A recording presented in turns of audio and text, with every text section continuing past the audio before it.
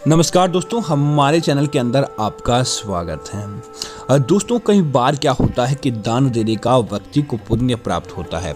इसी वजह से दोस्तों हिंदू धर्म के अंदर दान देने की विशेष परंपरा रही है और हर कोई भक्त यही चाहता है कि दान देकर उसका सहस्त्र गुना प्राप्त करें। अब भगवान उसके जीवन के अंदर हर प्रकार की खुशियां लेकर आए। इसी के लिए दोस्तों व्यक्ति प्रयासरत भी रहता है।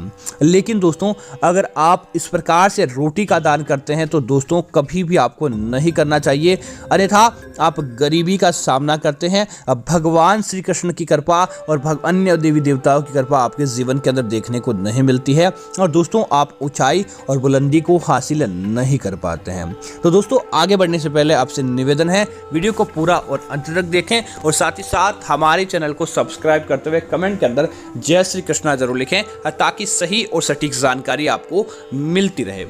दोस्तों इस बात का जरूर ध्यान रखें कि आपको रोटी का दान हमेशा करना चाहिए।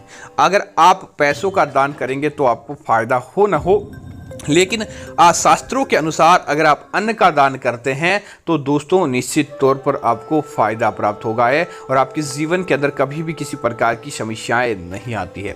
तो दोस्तों हमने आपको इस वीडियो की शुरुआत में बताया कि रोटी का दान अर्थात कि अन्न का दान आपको क्यों नहीं करना चाहिए। तो उसके कारण है दोस्तों, एक तो अगर आप अपने विशेष तौर से महिलाएं अपने मासिक धर्म के अंदर हो तब आपको अपने हाथों से किसी भी साधु जिसने दीक्षा आदि ली हो, अगर कोई व्यक्ति हो जो धर्म का अच्छी तरह से पालन करता हो, पूजा पाठ करता हो या कोई पंडित हो, उसे पता नहीं होता क्योंकि यह आपका निजी मामला होता है। उस समय अगर आप अपने हाथों से किसी पवित्र व्यक्ति को अन्न का दान करते हैं तो दोस्तों आपके जीवन के अंदर समस्याएं आ जाती है, क्योंकि उस चीज़ का पता आपको रखना होता है, सामने वाले को नहीं, जिससे सामने वाले की दोस्तों शिक्षा भंग होती है, सामने वाले के जीवन के ऊपर प्रभाव पड़ता है। तो दोस्तों उसका दोगुना प्रभाव आपके जीवन और आपकी कुंडली के अंदर देखने को मिल जाता है। इसी वजह से कभी भी महिलाएं इस प्रकार की गलती नहीं करें कि आप अन्न का दान करने वाली हो, उस समय आप पवित्र हो और किसी भी प्रकार का आपने ऐसा काम आपके जीवन के अंदर ऐसा किसी प्रकार का काम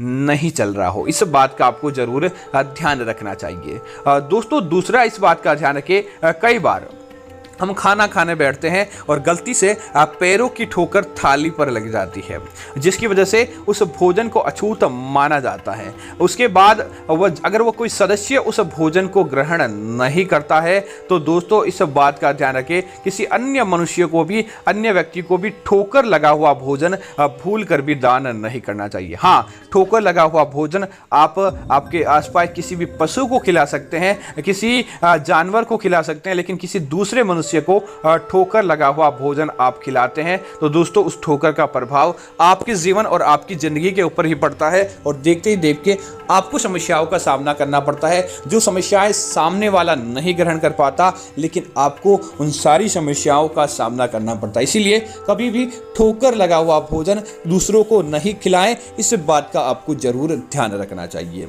और दोस्तों इसी तरह कई बार क्या होता है कि भोजन बनाते बनाते और रोटी के अंदर पता ही नहीं चलता कब माथे के बाल आ जाते हैं।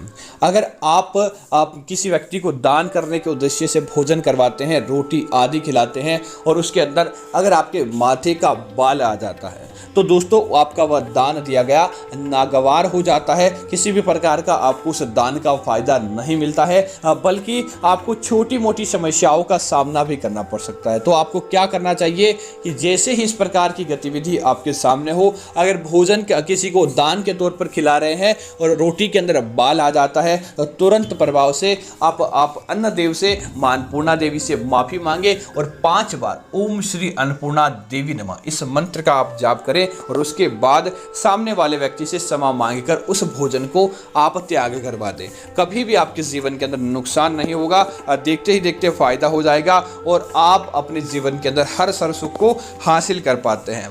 तो इसी तरह दोस्तों इस बात का ध्यान रखिए कि कभी भी आप किसी व्यक्ति को दान दें या आप स्वयं भी कहीं भोजन प्रसाद के स्वरूप में ग्रहण करें, कभी भी जूठा नहीं छोड़ना चाहिए, ना ही सामने वाले को ज़बरदस्ती किसी प्रकार का खिलाना चाहिए और ना ही आपको ज़बरदस्ती में कोई चीज़ खानी चाहिए या फिर आपको जूठा छोड़ना चाहिए। अगर आप ऐसा करते हैं तो आपके जीवन के अंदर कंगाली देखने को मिल जाती है। तो उम्मीद करता हूँ जानकारी आपको अच्छी लगी होगी। ऐसी अन्य जानकारियों के लिए आप हमारे चैनल को सब्सक्राइब करें और साथ ही साथ वीडियो को लाइक और शेयर करना ना भूलें, ताकि ऐसी जानकारी आपको मिलती रहेगी। धन्यवाद मित्रों।